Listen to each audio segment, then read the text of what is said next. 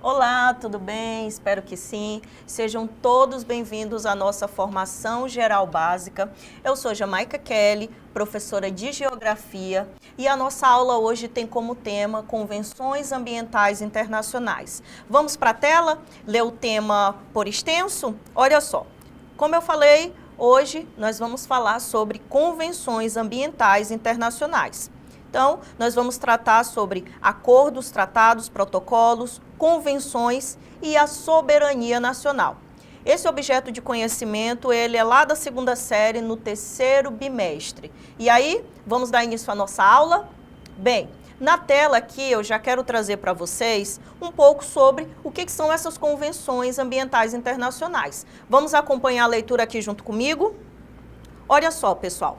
As convenções ambientais internacionais, elas têm ganhado aí cada vez mais relevância no cenário global, como o quê? Como instrumentos de enfrentamento às crises ambientais.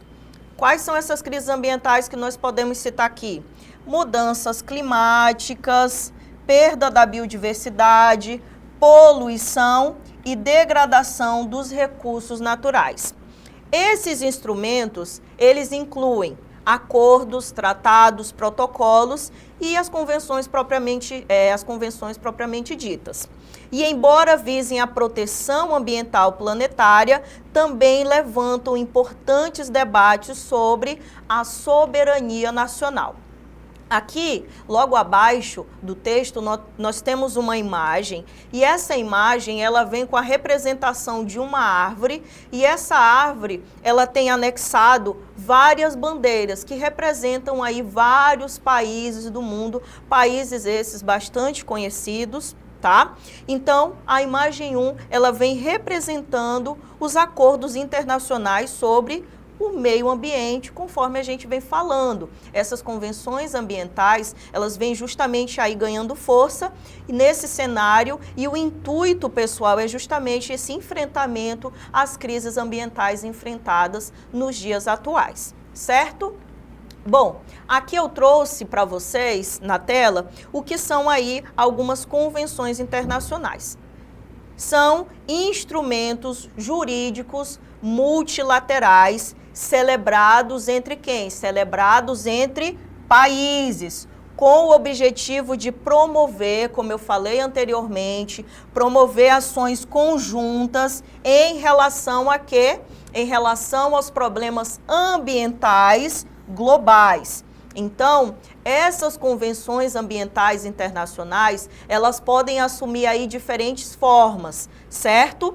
E elas podem receber aí diferentes termos, que nós vamos chamar de instrumentos. Então, nós temos um quadro aqui, ó.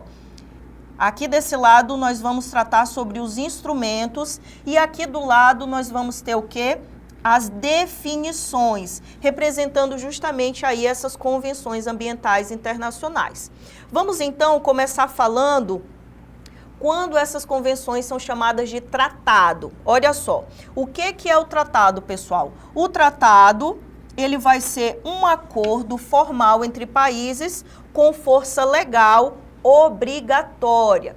Então, a definição desses instrumentos, ela vai mudando de acordo aqui com o instrumento, conforme vocês vão observar. Vamos continuar? Quando nós temos aí a convenção, ela vai ser o quê? Ela vai ser um instrumento internacional amplo que pode gerar os protocolos específicos. Então, é onde os países se reúnem e ali eles vão decidir por alguns termos importantes que vão ser tratados dentro de alguns protocolos, principalmente voltados para a manutenção e a preservação do meio ambiente. Em seguida, nós vamos falar do protocolo. Já que essas convenções, elas geram esses protocolos, o que são eles, pessoal? Esses protocolos, eles se tratam o quê? Tratam de acordo complementar a uma convenção com medidas práticas. Como protocolo aqui, eu trouxe exemplo, o protocolo de Kyoto, que foi justamente anexado aí a partir de várias medidas práticas voltadas para a preservação do meio ambiente, ok? E o acordo, o que seria o acordo? O acordo vai ser o compromisso entre estados mais flexível com foco em cooperação. Então, você tratou ali, firmou um acordo, você tem um grupo de países que está disposto a assinar, estão ali de acordo com esses termos, então é um compromisso aí que vai ser mais flexível e vai ter o foco na cooperação, onde aqueles países decidiram cooperar daqueles termos, certo? Por fim, não menos importante, a gente tem um instrumento bastante importante aqui quando falamos sobre convenções ambientais internacionais, que é a Carta Declaração. O que vai ser a Carta Declaração? Qual é a definição dela, pessoal? É um documento de intenções sem obrigatoriedade legal. Um exemplo, eu trouxe aqui a Declaração do Rio. Lembrando, novamente, vou destacar aqui para vocês, quando falamos do instrumento chamado de carta ou declaração, ele é um documento apenas de intenções, sem obrigatoriedade legal. Ou seja, o país, ele praticamente diz, nós vamos tentar, a partir do que foi determinado, nós vamos tentar cumprir determinadas medidas, ok? Então, aprendemos aqui dentro desse quadro uns instrumentos definidos a partir dessas convenções internacionais e a definição de cada um deles, sendo que eu trouxe para vocês apenas os mais importantes. É claro que vão ser gerados aí vários outros tipos de acordo, mas necessariamente o mais importante é saber esses aqui citados a partir de agora, certo? Então, pessoal, aqui nós vamos ter o seguinte, algumas convenções ambientais, a gente vai tratar aqui o nome da convenção, barra o protocolo, o ano que ela teve, o tema principal e algumas observações relevantes. Sério, professora, que nós precisamos conhecer algumas dessas convenções? Sim, pessoal. Principalmente a título de Enem, é muito comum essas convenções serem abordadas em provas, principalmente nos dias atuais, onde são falados aí tantos termos importantes, onde se fala tanto de mudanças climáticas, onde se fala tanto aí do aumento da temperatura global. Isso daqui é um instrumento muito importante que vai cair em provas. Cai não, despenca, ok? Vamos então, nome da convenção, protocolo, o ano, tema principal e algumas observações. Aqui na tela eu tenho a primeira convenção, Convenção de Estocolmo. Essa ocorreu lá em 1972. O tema principal, desenvolvimento e meio ambiente. Uma observação, marco da diplomacia ambiental. Então, a Convenção de Estocolmo foi um marco aí que marcou a diplomacia ambiental, basicamente isso. Protocolo de Montreal, esse também em 1987, já faz bastante tempo. Qual era o tema principal? Substâncias que destroem a camada de ozônio. Olha o que interessante aqui foi abordado nesse protocolo. Uma observação, pessoal, é que ele é considerado aí um dos mais bem-sucedidos, porque trouxe muitos frutos importantes aí dentro da discussão do meio ambiente. Outro exemplo de convenção barra protocolo, Convenção da Biodiversidade. Esse ocorreu lá em 1992 e trata da conservação da biodiversidade. Olha o interessante aqui que a gente tem na observação. Foi firmada na ECO 92, lá na cidade do Rio de Janeiro. Então, podemos chamar aí um marco do meio ambiente, porque isso daqui é muito discutido em avaliações, inclusive, certo?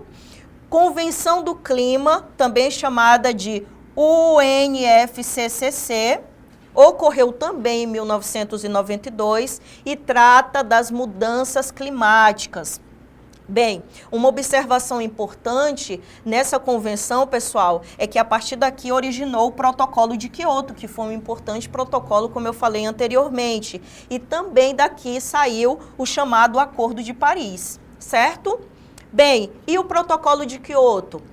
Ocorreu em 1997 e ele tem como tema principal a redução de gases do efeito estufa. Como eu falei, foi um importante protocolo assinado entre vários países e estabeleceu aí metas obrigatórias. Obrigatoriamente, os países que assinassem esse acordo, eles precisavam cumprir essas regras, certo?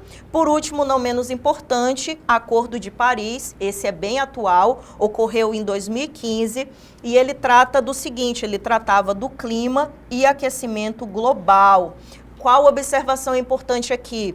Buscar limitar o aquecimento a 1,5 graus, ok? Vamos então dar continuidade. Agora nós vamos falar sobre a questão da soberania nacional versus os compromissos ambientais globais, versus essas convenções em que se discute aí as questões do meio ambiente e os acordos que os países devem cumprir a partir das medidas voltadas para a preservação. Vamos lá então? Quando a gente fala nesses acordos, é muito discutido, pessoal, a soberania nacional. Mas e aí, professor, o que é a soberania nacional? É o direito de cada estado tomar a decisão sobre o seu território e seus recursos. Então, a soberania é quando os países têm o quê? Tem ali a pronta medida de dizer sim ou não. A soberania é justamente estabelecida em uma forma de respeitar aquilo que é legislado também dentro de cada um dos países. Então, quando a gente fala de soberania nacional, é o direito de cada estado, cada um desses países, tomarem aí as suas próprias decisões dentro do seu território, ok?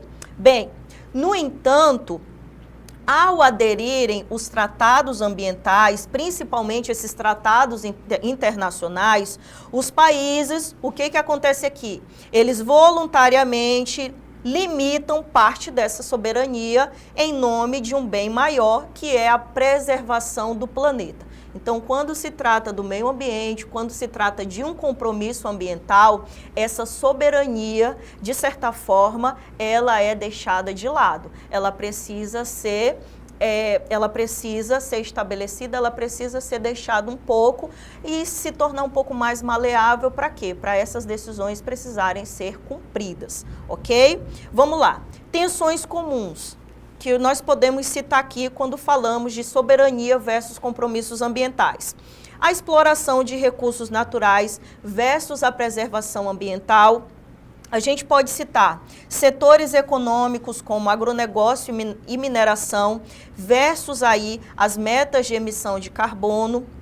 Podemos citar a autonomia para legislar internamente versus as pressões externas e sanções. O que eu estou querendo dizer aqui é o seguinte: muitos países, eles são o quê? Eles são pressionados a adotar e cumprir esses determinados acordos ambientais, como eu disse antes, em troca de um bem maior, que é a preservação do nosso planeta, certo? Então, aqui nós temos a questão da autonomia para legislar e as pressões externas, que são principalmente aí as pressões de outros países que cumprem esses acordos perante aqueles países que não se interessam e não querem cumprir de forma alguma, muito menos assinar os protocolos. E por último, não menos importante, qual é o lado da questão aqui? Países em desenvolvimento alegam que os países ricos, historicamente, poluíram mais e devem arcar com as maiores responsabilidades. Então percebam que nem todo acordo, nem todo compromisso ambiental, ele vai ser aí firmado de forma amigável, muito pelo contrário. Podem acontecer aí vários embates entre esses países ou até mesmo países que vão se negar a participar, ok? Aqui, uma conferência bem atual que está sendo muito discutida, tanto aqui no Acre quanto no Brasil, mundialmente. É uma conferência muito importante, voltada para o clima, e é a COP30, que vai acontecer onde, pessoal? Vai acontecer aqui na Amazônia. E olha o slogan da campanha aqui da COP30. COP30 Amazônia, cuidar do planeta para o futuro da humanidade. E ela vai acontecer onde? Ela vai acontecer lá na cidade de Belém do Pará. ok? Aqui no nosso país, dentro do Brasil, no ano de 2025, ou seja, ela está muito próxima de acontecer um evento dessa importância, um evento dessa magnitude. É muito importante ser, como que eu posso dizer, divulgado, ok? Principalmente por acontecer aqui dentro do nosso país, dentro da região amazônica, no caso da cidade de Belém, no Pará. Ok? Vamos lá então? O que é a COP30? Como eu disse, ela vai acontecer aqui no Brasil em 2025, ainda nesse ano, e a COP30, ela é o quê? A Conferência das Partes da Convenção Quadro das Nações Unidas sobre a Mudança do Clima, que faz parte aí da UNFCCC, e será um marco histórico para o Brasil e também para a Amazônia, pois está prevista para acontecer em novembro desse ano, como eu disse, na cidade de Belém do Pará. Essa será a primeira vez que uma COP acontecerá na Amazônia, uma das regiões mais estratégicas e sensíveis do planeta em relação aí às mudanças climáticas, porque tão discutido, porque está sendo tão divulgado a importância da COP30, porque se fala muito que a Amazônia é o pulmão do mundo. Logo, é muito importante uma convenção acontecer dentro da nossa região para ter visibilidade, principalmente internacional, e principalmente voltar aí para o cuidado dessa importante floresta. Ainda, além da floresta também, os seus moradores. Ok, pessoal? Bem, por que foi escolhida a cidade de Belém do Pará? É uma localização estratégica, tem uma diversidade socioambiental muito grande, traz a mensagem simbólica de questão aí da Amazônia, porque é um local dentro da Amazônia escolhido ali de forma estratégica, então traz essa mensagem de preservação da floresta. E o que podemos esperar da COP30? Podemos esperar o seguinte: revisão das metas climáticas, o financiamento climático que vai ser discutido nessa conferência, justiça climática e principalmente um tema bastante atual, quando falamos de convenções ambientais internacionais, que é o mercado de carbono, tema para uma outra aula que podemos trazer aqui para vocês qualquer dia desses, ok? Então, ficou entendido? Agora nós vamos exercitar. Eu trouxe para vocês uma questão sobre a COP30 no Brasil. Fiquem bem ligados, porque esse pode ser, inclusive, um dos temas aí relacionados até mesmo à redação do Enem. Então, vamos lá? Questão COP30 no Brasil diz o seguinte: a Conferência das Partes, ou COP30, da Convenção Quadro das Nações Unidas sobre Mudança do Clima está prevista para ocorrer em 2025, em uma cidade brasileira de grande importância ambiental e simbólica. Entre os principais objetivos da conferência estão a revisão das metas climáticas dos países e a promoção da justiça climática global. Com base nessas informações, assinale a alternativa correta. E aí, vamos para as alternativas? Letra A diz o seguinte: a COP30 ocorrerá em Brasília, com foco principal na expansão agrícola do Cerrado brasileiro como modelo de desenvolvimento sustentável. Questão absolutamente incorreta, ela vai ocorrer em outra cidade e não é Brasília. Alternativa B, podemos já cancelar aqui e vamos para a alternativa B. A realização da COP30 em território brasileiro foi criticada pela ONU por apresentar retrocesso ambiental e desinteresse em políticas climáticas. Essa alternativa está também incorreta. A realização da COP30 em território brasileiro, ela foi justamente uma decisão estratégica apoiada, sim, pela ONU. A alternativa C, a COP30 será realizada em Belém, no Pará, colocando a Amazônia no centro das discussões sobre clima e destacando aí a importância dos povos tradicionais. Essa alternativa está perfeitamente correta, por isso nós vamos marcar como a nossa alternativa certa. Vamos para D? A principal meta da COP30 será estabelecer um novo protocolo climático para substituir o Acordo de Paris. Essa daqui está incorreta, tá? Não é a meta da COP30, apresentei para vocês todas as metas anteriormente. E por último, a escolha de Belém como sede da COP30 representa um compromisso exclusivo com o agronegócio sustentável na Amazônia. Não, representa aí, pessoal, um compromisso com a questão do clima e principalmente com os povos tradicionais. Então, a alternativa ela está incorreta, o gabarito é a letra C. A COP30 será realizada em Belém, no Pará, colocando a Amazônia no centro das discussões sobre clima e destacando a importância dos povos tradicionais. Certo, pessoal? Bom, essa foi a nossa atividade. Espero que vocês tenham acertado aí de casa, de onde vocês estiverem assistindo a nossa aula. Resumo da nossa aula aqui na tela. Aprendemos o seguinte na aula de hoje. As convenções ambientais internacionais são essenciais para lidar com problemas globais que transcendem fronteiras. No entanto, o equilíbrio entre cooperação internacional e respeito à soberania nacional é um desafio constante. Para que esses tratados sejam eficazes, é necessário, vamos lá, observar alguns: diálogo multilateral, respeito às particularidades de cada país, financiamento e transferência de tecnologia para os países em desenvolvimento e o comprometimento real com metas e fiscalização transparente a partir daqueles países que assinaram realmente esses tratados e fizeram aí parte desses acordos, ok? Outra coisa importante para a gente resumir aqui são os desafios para o Brasil, principalmente sendo sede da COP30, como eu falei anteriormente.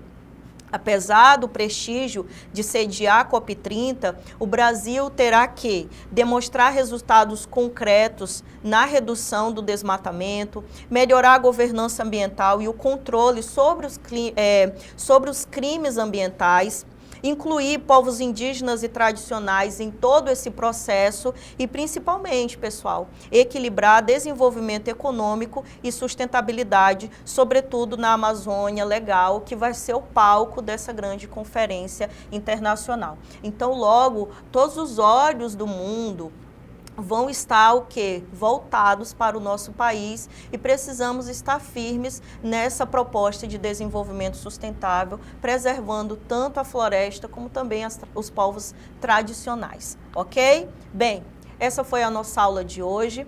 Essas são as referências utilizadas, conforme vocês vão observar na tela. Eu espero vocês ansiosamente na próxima aula e até mais.